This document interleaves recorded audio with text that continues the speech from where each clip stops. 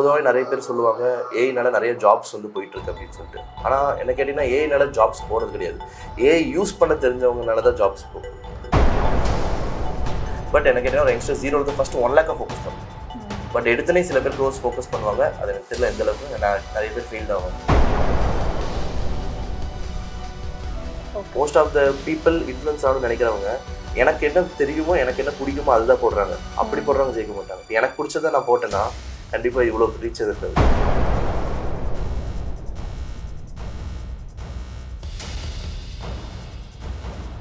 AI is the current revolution.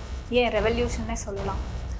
என்னதான் AI வந்தாலுமே ஒரு பிராண்ட் எடுத்துக்கிட்டா மார்க்கெட்டிங் அண்ட் பிராண்டிங் தான் very important key aspects in upscaling the brand. நான் சொல்கிறது AI based marketing or branding மட்டும் கிடையாது.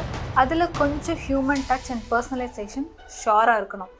அந்த மார்க்கெட்டிங் தான் ஒரு பிராண்ட், ஒரு ஸ்டார்ட் அப் ஆர் ஒரு பிஸ்னஸோட ஆக்சிஜன்னே சொல்லலாம். அந்த மார்க்கெட்டிங்கோட நுவான்சஸ் அண்ட் இம்பார்ட்டன்ஸ் பற்றி பேசுகிறதா நம்ம கூட வந்திருக்காரு mister Abhishek. Hi, I'm Divya Krishna, writer covering voices and stories representing corporate Thalam 25. So let's hear it from Mr. Abhishek himself. Hi Abhishek. Hi. எப்படி இருக்கீங்க? நல்லா இருக்கேன். நீங்கள் எப்படி இருக்கீங்க? நான் சூப்பராக இருக்கேன், தேங்க்யூ. ஸோ எப்படி இந்த ஃபீல்டுக்குள்ளார வந்தீங்க? How did you get this title, digital coach? Yeah. So நான் வந்து பார்த்தீங்கன்னா பேசிக்லி நான் என்னோட காலேஜ் டைம்ஸ்லேயே வந்து பார்த்தீங்கன்னா இந்த ஃபீல்டுக்குள்ள வந்துட்டேன் நான். ஸோ அப்போ அந்த டைம் வந்து டிஜிட்டல் கிடையாது, but only marketing and sales இருந்துச்சு. So it been 11 years. So 11 years நான் அந்த ஃபீல்டில் இருக்கேன். என்னோட ஏஜ் பட் 29 தான் ஆச்சு. பட் நான் வந்து காலேஜ் ஃபஸ்ட் இயர் செகண்ட் இயர்லேயே வந்துட்டேன். எனக்கு ரொம்ப இன்ட்ரெஸ்ட் ஜாஸ்தியாக இருந்தனால நான் அந்த டைம்லேயே வந்துட்டேன். ஸோ இப்போ லாஸ்ட் ஒரு 3 to 4 years தான் நான் வந்து டிஜிட்டலில் வந்து மார்க்கெட்டிங் அண்ட் சேல்ஸ் பண்ணிட்டு இருக்கேன். ஓகே. ஸோ காலேஜ்லேருந்து எப்படி மார்க்கெட்டிங்? எஸ். ஸோ நான் வந்து பேசிக்லி வந்து பார்த்தீங்கன்னா இன்ஜினியரிங் தான் எடுத்தேன் நான் காலேஜ். ஸோ எல்லோரும் மாதிரி வந்து இன்ஜினியரிங் எடுத்தால் தான் லைஃப் அப்படின்னு சொன்ன மாதிரி. ஸோ எனக்கு என்னதான் ஸ்டடீஸில் இன்ட்ரெஸ்ட் இல்லாட்டியும் எனக்கு வந்து பார்த்தீங்கன்னா லைஃப்பில் இன்ட்ரெஸ்ட் இருந்துச்சு. ஸோ லைஃப்பில் ஏதாச்சும் நம்ம பண்ணணும் அப்படின்னு சொல்லிட்டு. ஸோ அப்போ காலேஜ் டைமில் போகும்போது வந்து பார்த்தீங்கன்னா எனக்கு பர்சனலாக நிறைய ப்ராப்ளம்ஸ் இருந்துச்சு. ஸோ வந்து மணிக்காக அதுக்காக. ஸோ அப்போ நான் வந்து சைட் ஒர்க்ஸ் நிறைய பார்த்துட்டு இருந்தேன். ஸோ ஏதாச்சும் பண்ணலாமான்னு சொல்லிட்டு. பட் அது எல்லாமே வந்து பார்த்தீங்கன்னா ஒரு ஜாப் மாதிரி பண்ணால் நம்மளுக்கு லிமிட்டடாக இருக்குன்னு சொல்லிட்டு நான் வந்து நிறைய பிஸ்னஸ் ஆப்பர்ச்சுனிட்டிஸ் தேடிட்டு இருந்தேன். ஸோ அப்போ தேடிட்டு இருக்கும்போது தான் வந்து பார்த்தீங்கன்னா என்னோட கம்யூனிகேஷன் இன்க்ரீஸ் பண்ணுறதுக்கு ப்ளஸ் எல்லாமே மார்க்கெட்டிங்லாம் நிறைய விஷயங்கள் லேர்ன் பண்ணதுக்கப்புறம் ஃப்ரீலான்ஸாக நிறைய பண்ண ஆரம்பித்தேன். ஸோ அப்படி நிறைய ப்ராப்ளம் சால்வ் பண்ணி தான் வந்து பார்த்தீங்கன்னா நான் மார்க்கெட்டிங் ஃபீல்ட் கூட நான் ஆரம்பிச்சேன். பட் உங்களுக்கு இந்த ப்ரெஷர்லாம் இல்லையா? பையன் you have to go to a job? கண்டிப்பாக இருந்துச்சு. because back then I think marketingங்கிறது it's not a big கண்டிப்பாக அது அன்கன்வென்ஷனலாக இருந்துச்சு.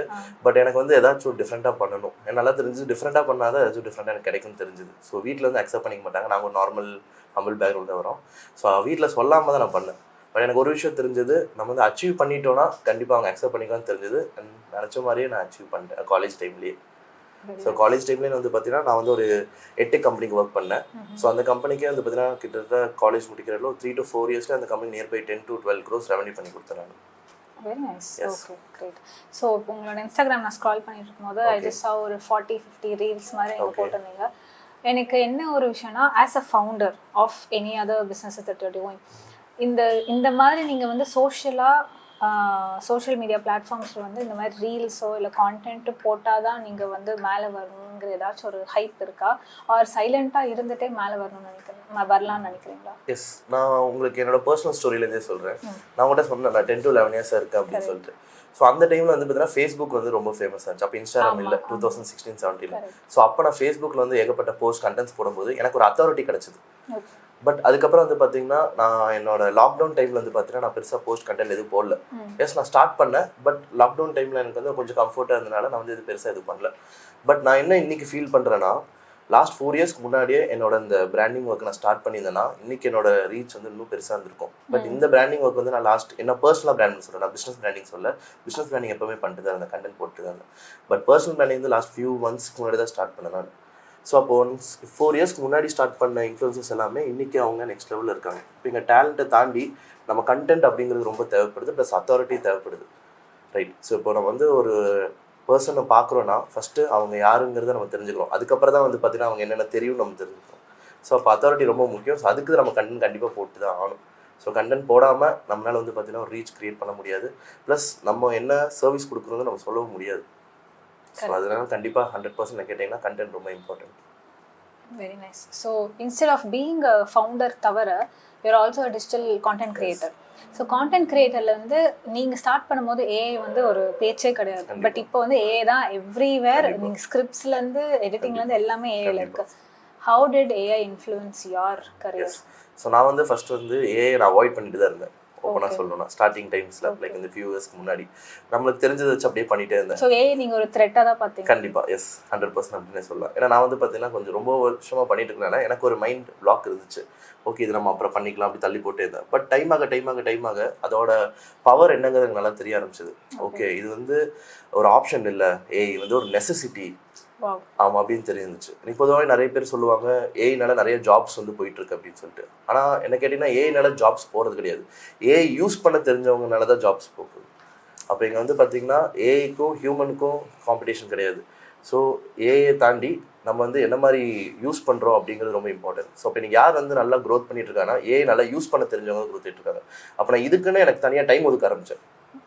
ஸோ இதுக்குன்னு தனியாக டைம் ஒதுக்கும் போது என்னால் என்ன பண்ண முடிஞ்சதுன்னா ஒரு டிஃப்ரெண்ட்டான ஒரு ஒரு அத்தாரிட்டி க்ரியேட் பண்ண முடிஞ்சது மற்றவங்களோட. ஸோ அப்போ அதில் நான் எக்ஸ்போர்ட் ஆக ஆரம்பித்தேன். ஸோ என்னோட மார்க்கெட்டிங், என்னோட சேல்ஸ் எல்லாத்துலேயுமே நான் வந்து ஏஐ இம்ப்ளிமெண்ட் பண்ண ஆரம்பித்தேன். ஸோ கண்டிப்பாக அது 10x க்ரோத்தே கொடுத்துச்சு எனக்கு. Very nice. ஸோ ChatGPT இந்தியாவுக்குள்ளே வந்ததுக்கப்புறம் தான் ஏஐயோட இம்பார்ட்டன்ஸ் வந்து வைரலாக தெரிய ஆரம்பிச்சிச்சு எல்லாருக்குமே. ChatGPT வச்சு ஸ்கிரிப்ட்லேருந்து நீங்கள் வந்து எனி யூ கேன் கிரியேட், கேப்ஷன்லேருந்து எனி கான்டென்ட், பிரெயின் ஸ்டார்ம் பண்ணுறது எல்லாமே கிரியேட் பண்ணிக்கலாம். அந்த ChatGPT உங்களுக்கு த்ரெட்டாக இருந்திருக்கா உங்கள் க்ரியேட்டிவிட்டி ப்ராசஸில்? என்ன கேட்டிங்கன்னா ஏஐ வந்து எல்லாருக்குமே தெரியாது ரொம்ப பவர்ஃபுல், கரெக்டாக. பட் என்ன கேட்டிங்கன்னா ChatGPT மட்டும் டிபெண்ட் பண்ணுறது வந்து நம்மளை வந்து க்ரோ பண்ணாது கண்டிப்பாக. அது வந்து நம்மளை லேசி தான் ஆகும் என்ன கேட்டிங்கன்னா. பட் நம்மளுக்கு வந்து ஒரு கிளியர் திங்கிங், ஸ்ட்ராட்டஜி, மைண்ட் ஷார்ப்பாக இருந்துச்சுன்னா அந்த ஏஐ நம்ம 10x நம்ம க்ரோத் கண்டிப்பாக பண்ணும். ஏன் அப்படி சொல்கிறேன்னா நீங்கள் என்ன தான் வந்து ஹூக் கண்டென்ட் இதெல்லாமே எடுத்தாலும் அதுக்கு நம்மளோட திங்கிங் தேவைப்படும் அதில். ஸோ அப்போ நீங்கள் உங்களோட திங்கிங் இல்லாமல் கண்டிப்பாக உங்களோட ஸ்ட்ராட்டஜி இல்லாமல் உங்களால் ChatGPT வந்து பெட்டராக யூஸ் பண்ண முடியாது என்ன கேட்டிங்கன்னா. ஸோ இப்போ நீங்கள் நான் போடுற வைரல் ஹூக்ஸ் இது எல்லாமே வந்து பார்த்தீங்கன்னா நிறைய பிராண்ட்ஸ் பண்ணுற வைரல் ஹூக்ஸ் வந்து ChatGPT யூஸ் பண்ணாலும் பட் ஸ்டில் நம்மளோட டச் தேவைங்க. நம்மளுக்கு மார்க்கெட்டில் ஆடியன்ஸ்க்கு என்ன பிடிக்குது அப்படின்னு நமக்கு கண்டிப்பாக தெரிஞ்சாலும். அப்போ இன்றைக்கி யோசிச்சு பாருங்கள், இன்றைக்கி வந்து ஜென்ரலாக டிஜிட்டல் மார்க்கெட்டை விட்டுருங்க, ஜென்ரல் இன்ஃப்ளூயன்ஸ் யூஸ் பாருங்கள். அவங்களாம் வந்து பார்த்தீங்கன்னா ChatGPT யூஸ் பண்ணுறதில்ல, அவங்க மார்க்கெட்டுக்கு என்ன தேவை அப்படின்னு தெரிஞ்சு அதை ஜென்ரலாக பண்ணுறாங்க, அது எங்கேயும் வைரல் ஆகுது. அப்போ அது கூட ChatGPT யூஸ் பண்ணும்போது தான் நமக்கு க்ரோத் வருது. ஸோ அப்போ என்ன கேட்டிங்கன்னா கண்டிப்பாக ஒரு ஹியூமன் டச் வேணும். அந்த ஹியூமனுக்கு வந்து ஸ்ட்ராட்டஜி தெரிஞ்சிருக்கணும், அந்த ரைட் திங்கிங் இருந்தால் தான் ChatGPT நம்ம என்ன பண்ண முடியும். ChatGPT தெரிஞ்சால், ChatGPT எப்படி யூஸ் பண்ணுறதுன்னு தெரிஞ்சால் மட்டும் போதும் அவங்க வந்து டிஜிட்டல் கான்டென்ட் கிரியேட்டர் ஆக முடியுமா? ChatGPT யூஸ் பண்ணுறதுனால நார்மல் பர்சன் கூட இன்ஃப்ளூயன்சர் ஆகிடலாமா? ஏன்னா நிறைய கான்டென்ட் கிரியேட் பண்ணிகிட்டே இருக்காங்க. கண்டிப்பாக முடியாது. ஏன்னா இப்போ நானே வந்து பார்த்தீங்கன்னா ChatGPT டூல்ஸ் நிறைய ChatGPT ப்ராடக்ட்லாம் கொடுக்குறேன். எல்லாருமே இன்னைக்கு ChatGPT யூசஸ் ஜாஸ்தியாக இருக்குது. பட் வந்து ஃபியூ பர்சன்ட் தான் வந்து பார்த்தீங்கன்னா இன்ஃப்ளூயன்சர் ஆகிறாங்க. இப்போ நீங்கள் ஒரு ஃபீல்டு எடுத்துக்கிட்டிங்கன்னா அந்த நம்ம நினைப்போம் இன்னைக்கு இன்ஸ்டா பார்க்குறோம், ரீல்ஸ் ஸ்க்ரோல் பண்ணுறோம், எல்லாருமே கண்டென்ட் கிரியேட்டராக இருக்கும் நம்மளுக்கு வந்து பார்த்தீங்கன்னா ஒரு மைண்ட் வருது. ஆனால் உண்மை பார்த்தீங்கன்னா ஒரு ஃபீல்டு எடுத்திங்கன்னா டாப்பே 5 இன்ஃப்ளூயன்ஸ் தான் இருப்பாங்க. இப்போ என்னோட இது எடுத்துட்டிங்கன்னா என்ன மாதிரி ஒரு 4-5 பேர் தான் பண்ணிட்டு இருப்பாங்க டாப்பாக.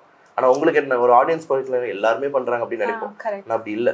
அந்த ஃபீல்டு எடுத்துட்டிங்கன்னா 5 பேர் தான் பண்ணிட்டு இருப்பாங்க. அப்போ மீதி எல்லாம் யார் அப்படின்னு பார்த்தீங்கன்னா அவங்களுக்கு கரெக்டாக ப்ராப்பராக யூஸ் பண்ண தெரியல, அவங்களுக்கு ஆடியன்ஸ்க்கு என்ன மாதிரி கண்டென்ட் போடணும்னு தெரியல.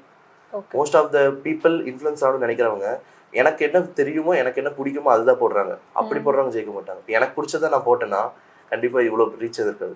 ஆடியன்ஸ்க்கு என்ன பிடிக்கும், ஆடியன்ஸ்க்கு என்ன வேணுங்கிறது போட்டனால தான் இவ்வளோ க்ரோத் வந்துச்சு. That is the real reason. Okay.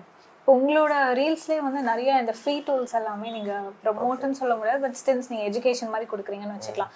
But இந்த மாதிரி ஃப்ரீ டூல்ஸ் நீங்கள் கொடுக்கறதுனால அந்த பர்டிகுலர் அந்த ஆப்போ இல்லை சாஃப்ட்வேர் ரெடி பண்ணுறவங்களுக்கு ஏதாச்சும் டேமேஜ் இருக்கான்னு நினைக்கிறீங்களா? Damage too much of freeness இல்லை, அப்படி கிடையாது. என்னை பொறுத்த வரைக்கும் நீங்கள் யோசிச்சு பாருங்கள், இந்தியாவில் வந்து மேக்ஸிமம் யங்ஸ்டர்ஸ் தான் இருக்காங்க. 60% யங்ஸ்டர்ஸ். அண்ட் தமிழ்நாடு எடுத்தாலும் அதே மாதிரி தான். So like few years back, 10 years back வந்து பார்த்தீங்கன்னா ஒருத்தவங்க வந்து பிஸ்னஸ் பண்ணுறாங்கன்னு நீங்கள் சொன்னீங்க, அப்போ என்ன கேட்டீங்க பிஸ்னஸ் அப்போல்லாம் அவ்வளோ இதாக இருந்துச்சு. பட் இப்போ அப்படி இல்லை.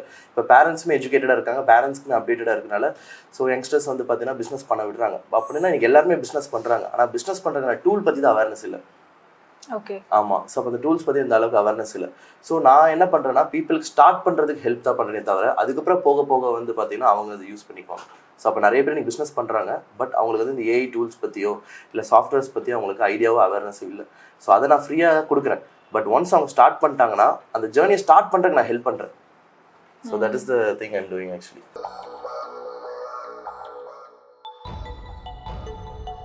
ஸோ நம்ம ஃபஸ்ட் டைம் ஒரு பொண்ணை பார்க்குறோம், அன்றைக்கே நான் கல்யாணம் பண்ணிக்கிறேன்னு கேட்டால் அந்த பொண்ணு ஓகே சொல்லுவோம். கண்டிப்பாக இல்லை. You to build trust. அந்த ட்ரஸ்ட்டு தான் ஃபனல்.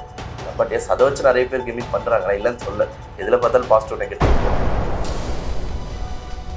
ஸோ அப்போ நம்ம வந்து ஒரு இன்ஃப்ளூயன்சரை தேர்ந்தெடுக்கும் போது நம்ம அவங்க ஸ்பெசிஃபிக்காக நம்ம ப்ராடக்ட் சூட் ஆவாங்கன்னு நம்ம பார்க்கணும். அப்போ தான் வந்து அந்த இன்ஃப்ளூயன்சர் மூலியமாக இருக்கும். ஏன்னா இல்லை நிறைய கம்பெனிஸ்னால் இன்ஃப்ளூயன்சர்ஸில் வந்து மணி தான் வேஸ்ட் பண்ணிட்டு இருக்கீங்க. நிறைய கோச்சஸ் இன்றைக்கி வந்து பார்த்தீங்கன்னா வெறும் கோச் மட்டும் தான் பண்ணுறாங்க. இப்போ நீங்கள் ஒரு கோச் கிட்ட போயிட்டு நீங்கள் என்ன பண்ணுறீங்க அப்படின்னு கேட்டால் நான் கோச் பண்ணுறேன். ஓகே நீ கோச் பண்ணுற, பட் என்ன பிஸ்னஸ் பண்ணுற அப்படின்னு கேட்டால் அதுதான் கோச் பண்ணுறேன் அப்படின்னு சொல்லுவாங்க.